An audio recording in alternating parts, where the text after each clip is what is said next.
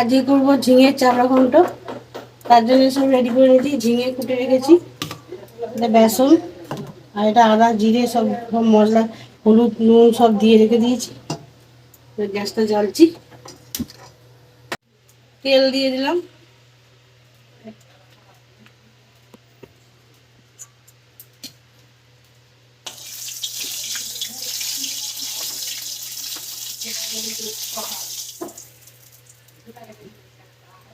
তার জন্যে বড় বড় করে বেসন ভরা করতে হবে।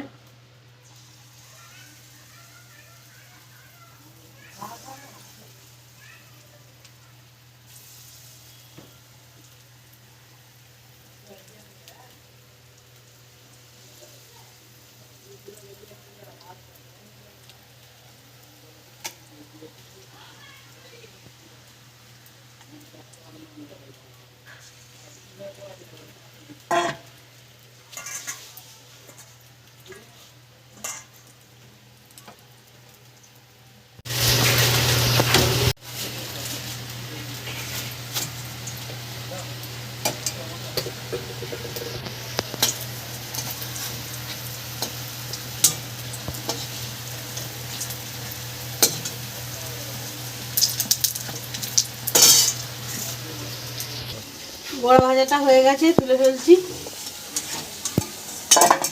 এরকম বড় বড় বড় ভাজতে হবে। একটু বড়ি ভাজা কর, এবার বড়ি ভেজে নিচ্ছি। বেসন বড়াটা হয়ে গেছে, এবার বড়ি ভাজা।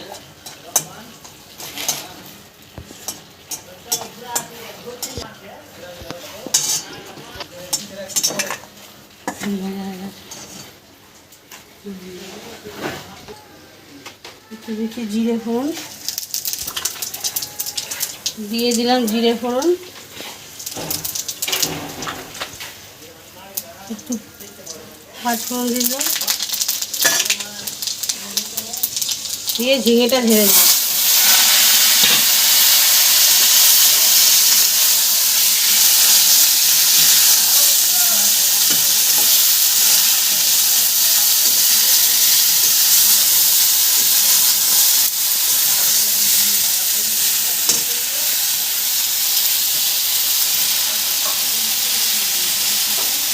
অল্প করে একটুখানি মুগ ডাল দিয়ে দেবো, অল্প করে।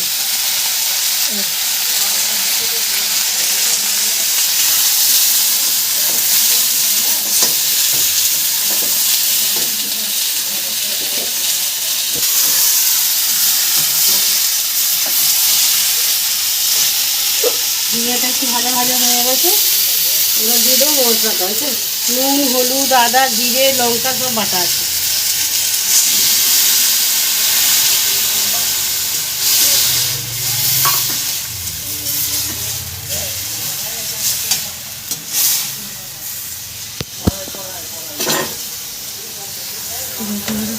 এবার একটু চাপা দিয়ে দিলাম, হোক চাপাই দেবো। এটা অনেকটা হয়ে এসছে, তাই বেসন বড়াগুলো এরকম চিড়ে চিড়ে দেবো, বুঝলে।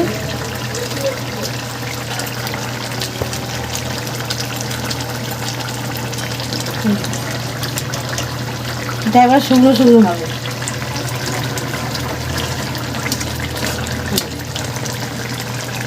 হোক ওটা।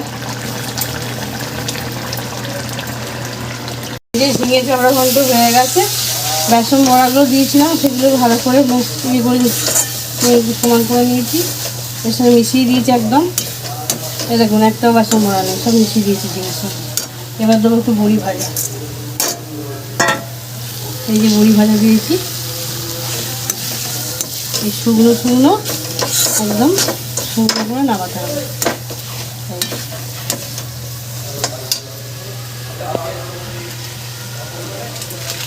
একটুখানি গরম মশলা দিয়ে দিচ্ছি।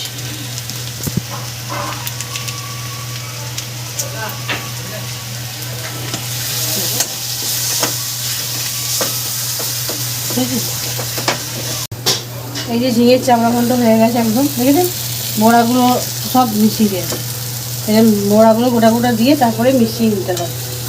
একদম শুকনো ভাজা ভাজা করতে হবে, কি ভালো গরম ভাতের সঙ্গে খুব ভালো লাগবে।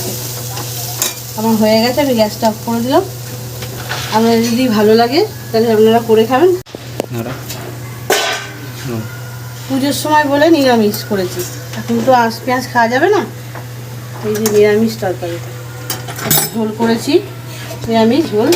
আর এটা হচ্ছে ঝিঙের চাবড়া ঘন্ট নিরামিষ।